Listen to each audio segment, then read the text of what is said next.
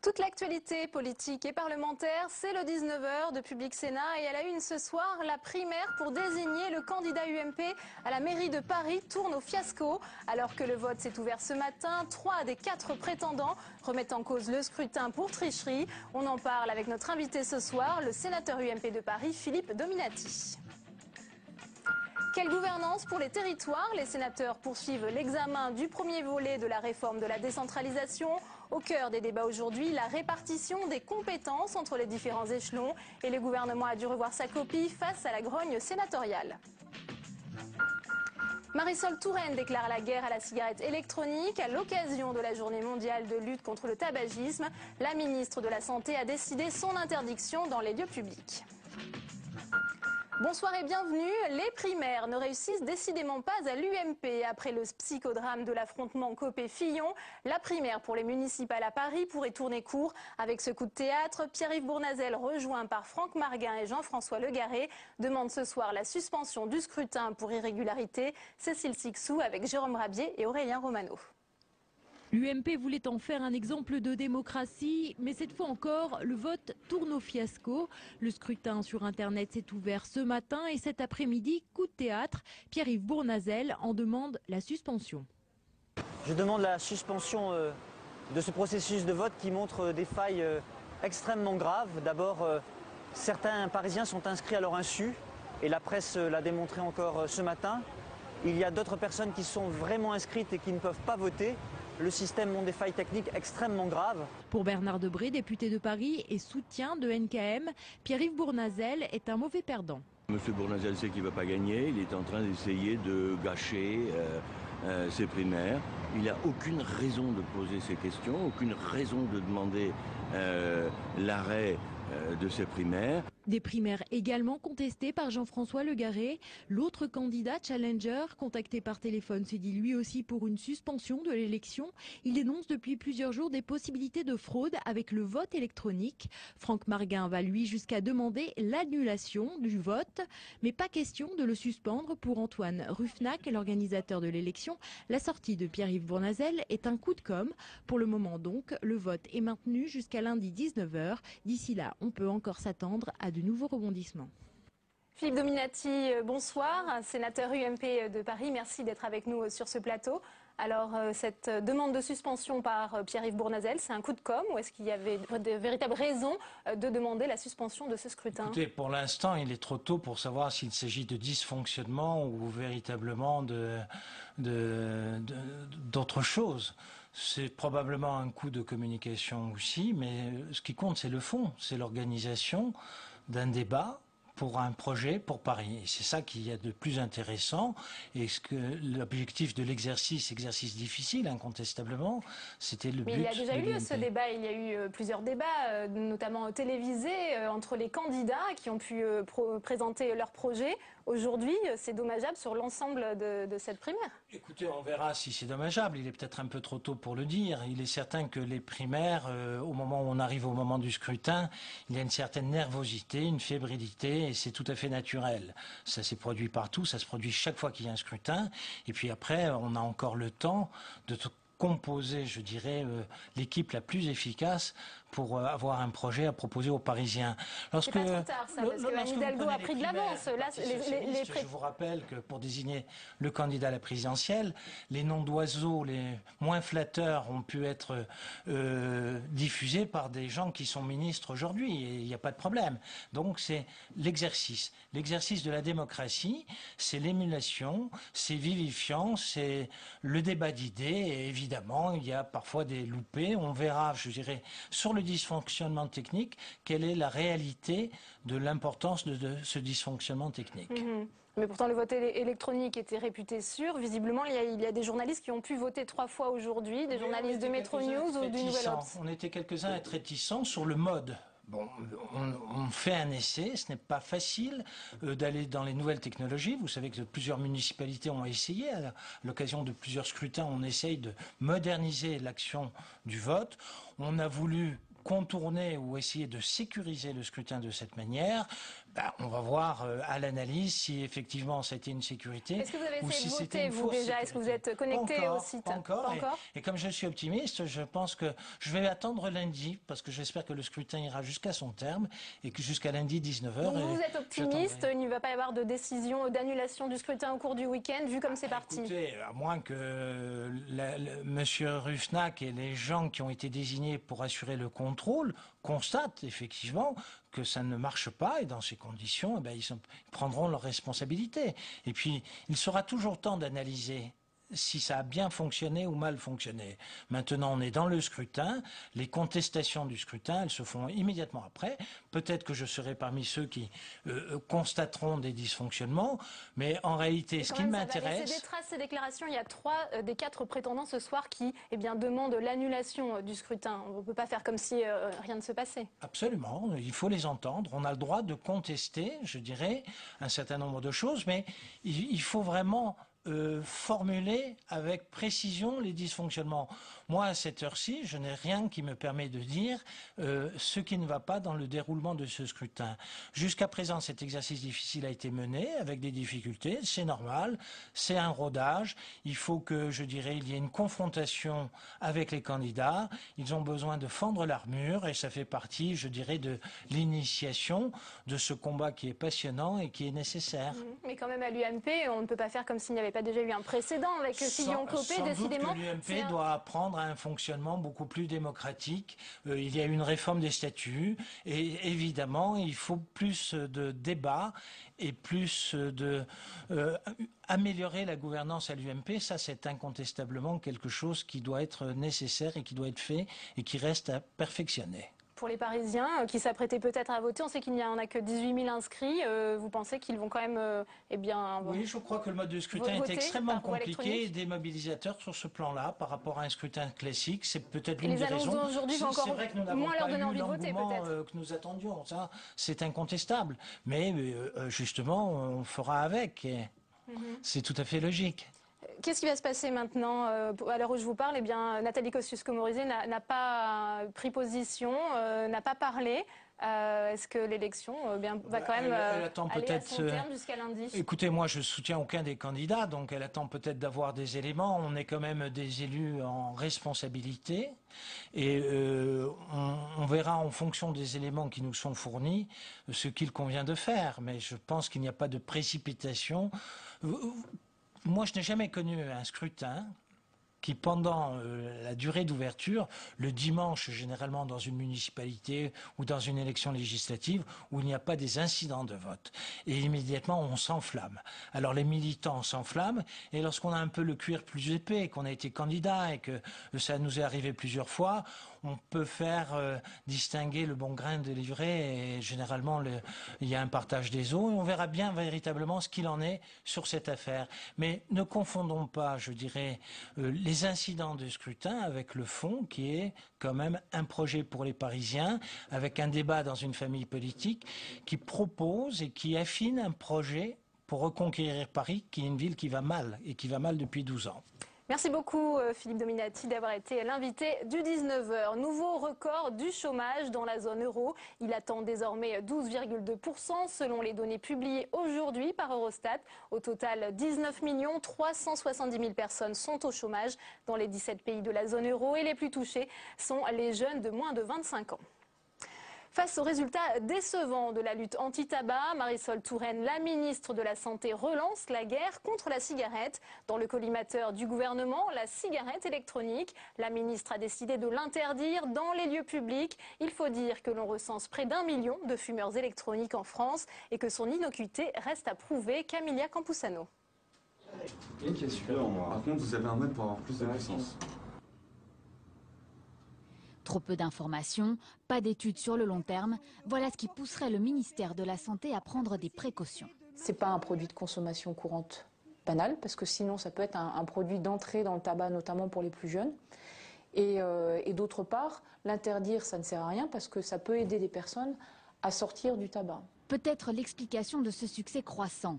Avec son goût fruité et son design moderne, la cigarette électronique aurait déjà convaincu près d'1 million de Français. Tout comme ce cadre commercial, il vient d'acheter son premier kit. On sait ce qu'il y a dans la cigarette, et vu ce qu'il y a dans la cigarette, ça peut être difficilement pire a priori. Un pas franchi il y a une semaine déjà par cette femme. Elle fumait depuis plus de 15 ans. Pour elle, l'État en fait un peu trop. C'est un phénomène qui se passe un petit peu en dehors de leur mécanisme de taxes, de tout ce qu'on veut.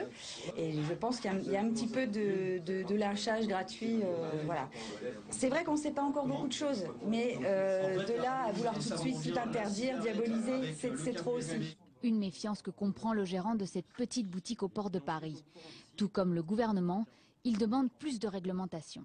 On aimerait bien qu'il y ait une clarté, que ce soit sur les matériaux, que ce soit sur les liquides, qu'on nous aide à justement avoir une qualité de liquide, qui est plus de liquide importé. Voilà, qu'on aille regarder un petit peu ce qui se fait dans les bureaux de tabac, dans les pharmacies, qui vendent des liquides chinois, qui n'ont aucune traçabilité, où il n'y a pas les composants, il n'y a pas l'origine de la fabrication. Voilà, on aimerait bien qu'il y ait une clarté qui soit faite là-dessus, et surtout quelque chose d'objectif. Un bras de fer entre la cigarette électronique et l'industrie du tabac semble se dessiner. La e-cigarette vise le marché potentiel des 15 millions de fumeurs en France. Le procès du Mediator ajourné. Le tribunal correctionnel de Nanterre a décidé de reporter d'au moins 1 an le procès de ce médicament, accusé d'avoir déjà causé des centaines de morts, pour avoir un supplément d'information. Les sénateurs sont entrés dans le vif du sujet ce matin avec l'examen des articles du projet de loi sur l'affirmation des métropoles.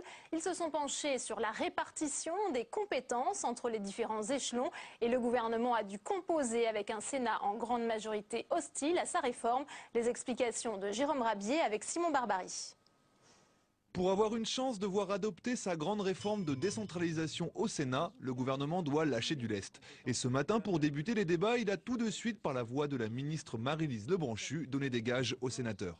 La bonne nouvelle depuis ce matin, c'est que le gouvernement a accepté que la discussion soit construite, non pas sur son projet, mais sur le texte tel qu'il a été profondément amendé par la commission des lois du Sénat. Les sénateurs socialistes ont donc été entendus et la nouvelle semble également combler la droite de l'hémicycle. C'est un camouflet pour le gouvernement. Il faut bien reconnaître que ce texte n'était ni fait ni à faire. Et nous sommes tous d'accord pour considérer que la position du Sénat doit peser dans cette affaire de l'organisation territoriale, puisque c'est le cœur de notre métier. Je dirais même que c'est notre raison d'être. En clair, sauf changement, l'UMP ne bloquera pas le texte pour que le Sénat fasse entendre sa voix. La Haute Assemblée peut donc discuter des nouvelles compétences accordées à chaque échelon, qu'il soit région, département ou commune. En revanche, le Sénat a refusé l'instauration d'un pacte de gouvernance territoriale que le gouvernement souhaitait voir adopter. Des aménagements qui vont dans le sens de l'adoption du texte, mais c'est désormais à sa gauche, chez les Verts et les communistes, que la grogne se fait entendre. Même le texte de la Commission ne nous satisfait pas. Les valeurs que nous portons ne sont pas satisfaites par le texte de la Commission.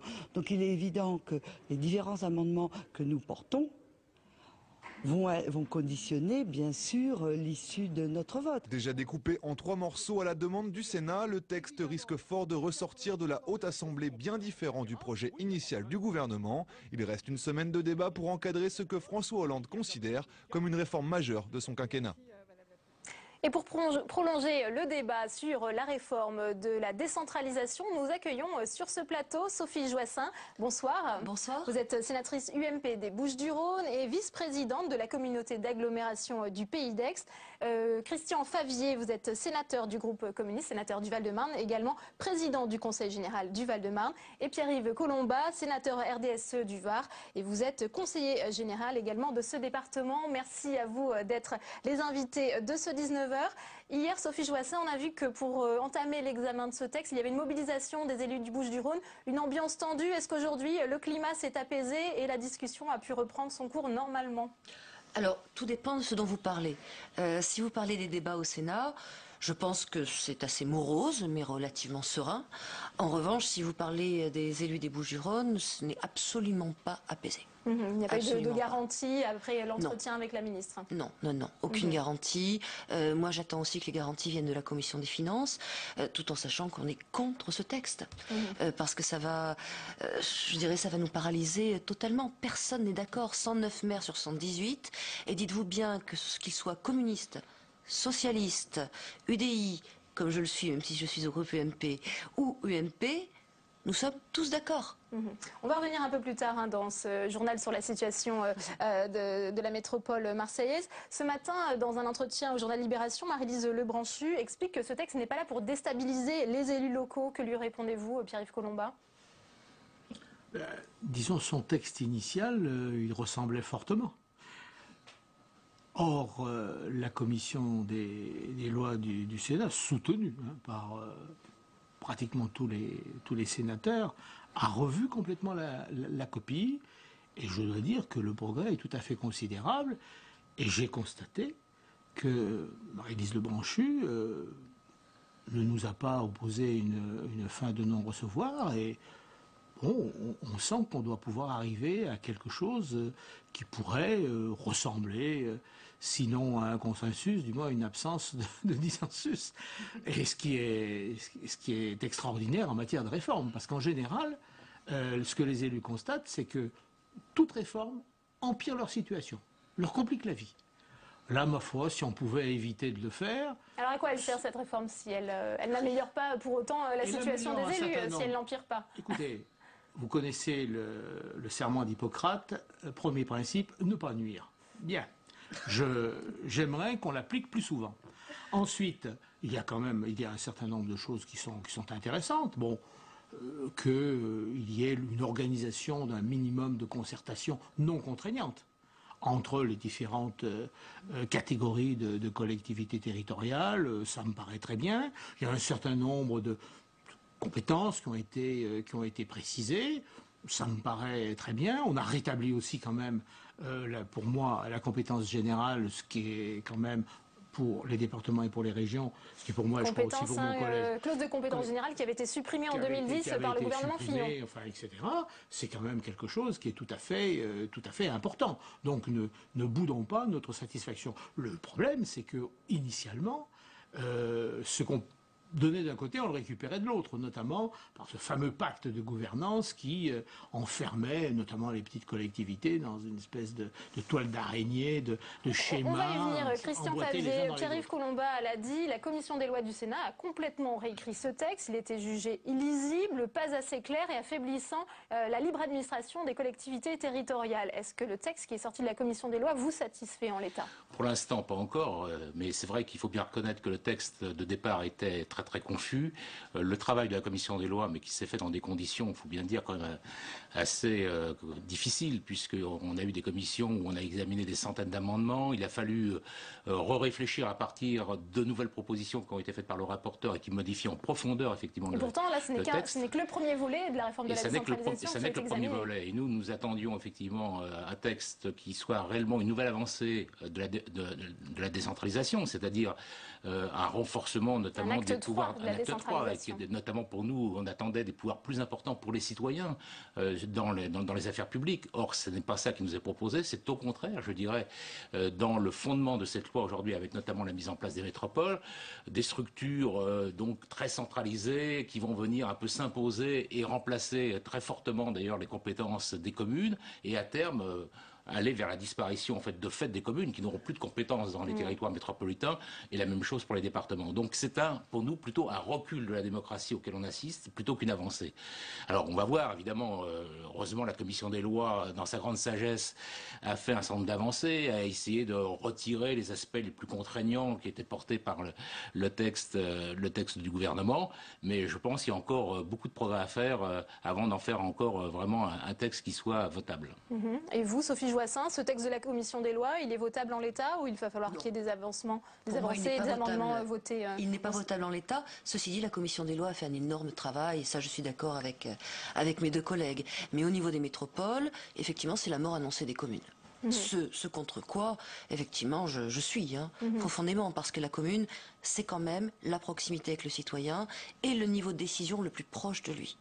Voilà, si effectivement des élus décident à 3000 km des habitants, je vois pas bien le lien, en fait, avec la responsabilité et le pouvoir de décision. Est-ce qu'il y a quand même une partie clarification des compétences? On l'a vu cet après-midi, Pierre-Yves Collombat le soulignait, le Sénat a donc rétabli la clause de compétence générale pour les collectivités territoriales. Le gouvernement Fillon l'avait supprimée pour les départements et les régions. L'objectif, c'était d'éviter les financements croisés et l'enchevêtrement des compétences.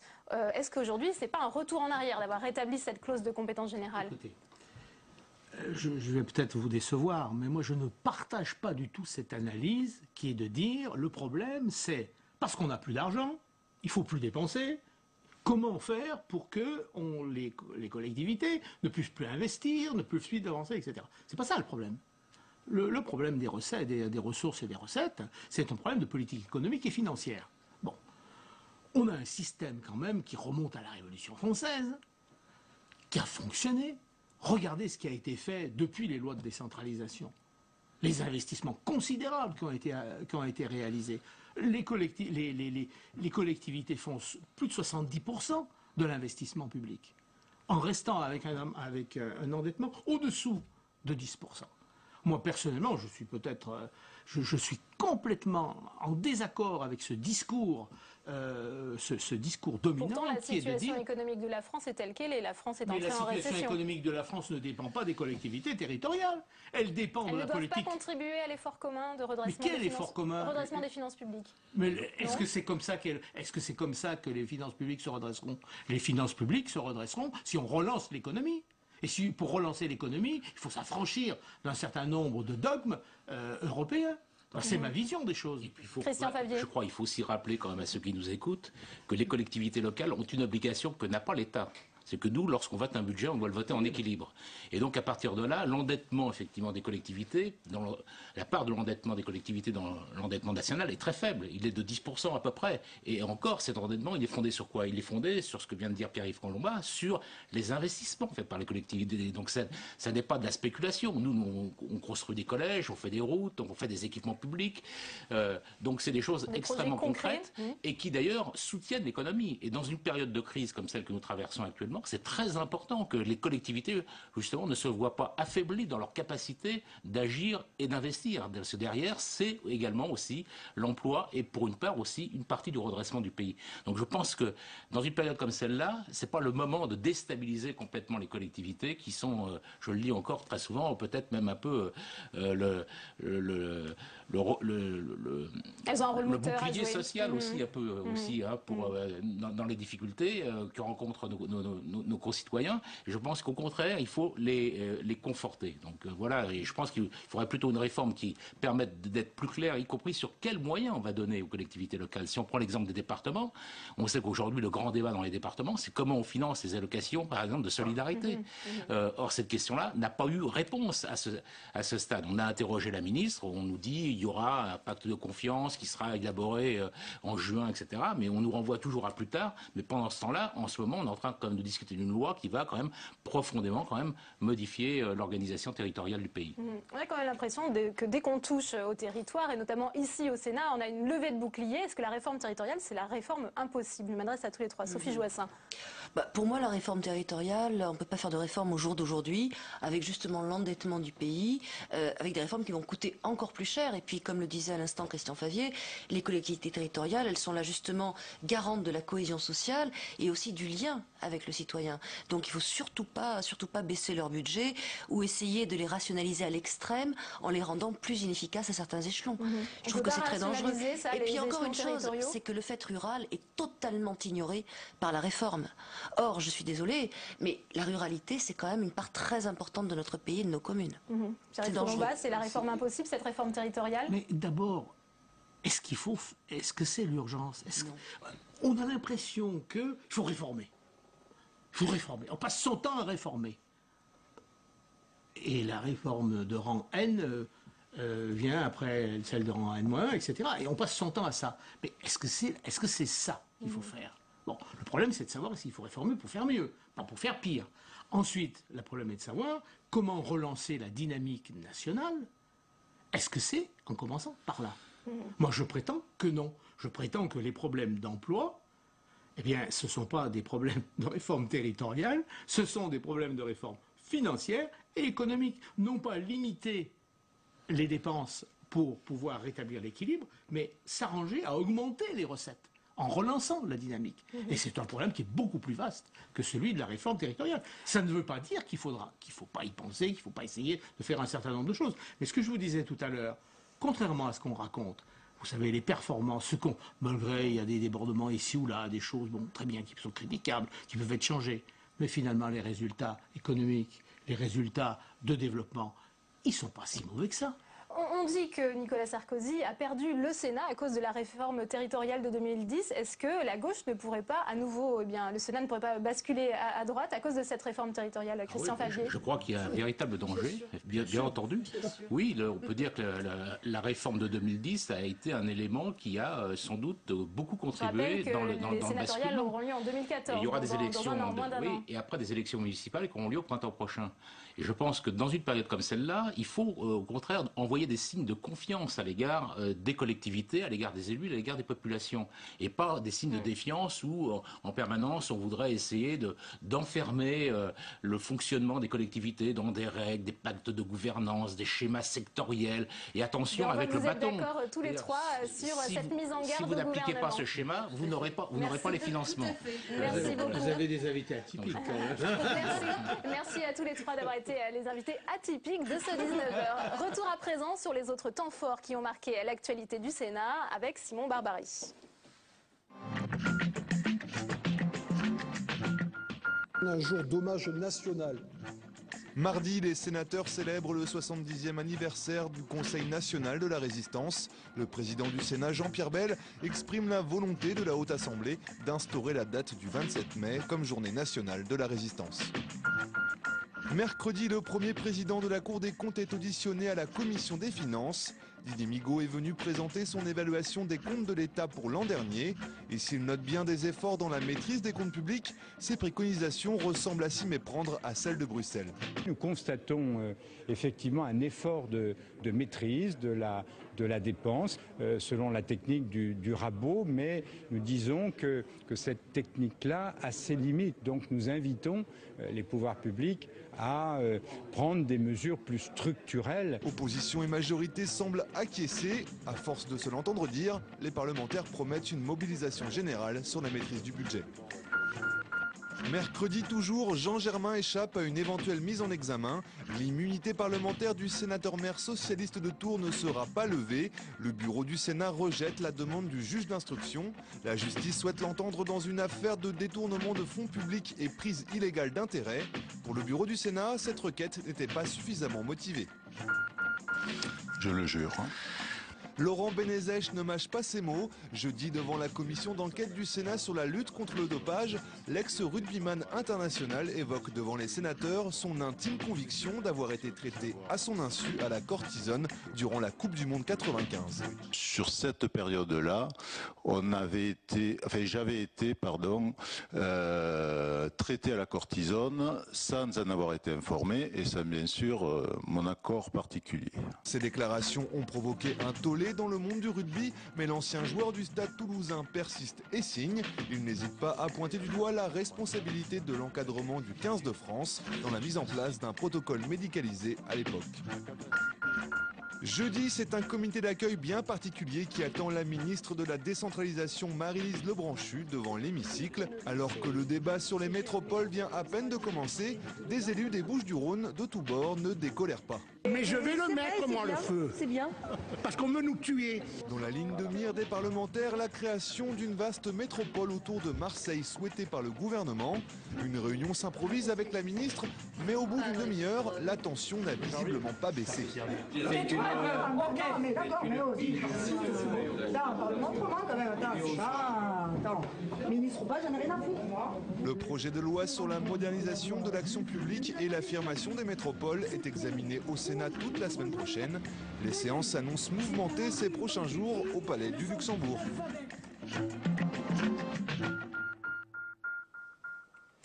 Avant de terminer cette édition, je vous en rappelle la principale information.